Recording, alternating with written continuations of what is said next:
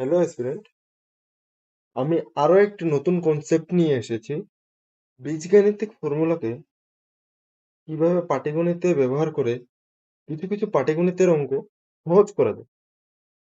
আজকের concept number 3, x plus one whole স্কোয়ারকে যদি আমরা ভাঙি কি পাবো? X square plus 2 into x into one plus one square. এখান থেকে 2x আসবে। 2x কে যদি আমরা এক্স প্লাস এক্সে ভাঙি তাহলে কি হবে? X square plus x plus x plus one,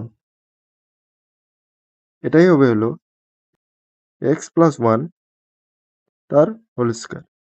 SSC CHSL প্রিলিতে আসা ভয়ানক একটা প্রশ্ন।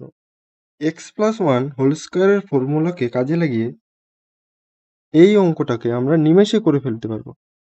12,346কে যদি আমরা ভাঙি, 12,345 যোগ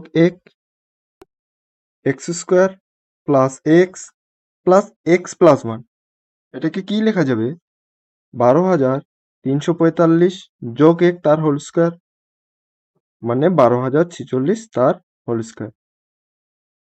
12,346 তার হোল স্কোয়ার আর রুট রুট আর স্কোয়ার উঠে গিয়ে কত পড়ে থাকবে? 12,346। কত number option? B number option. তো একইভাবে এ অঙ্কটাকে করে দেখাবে।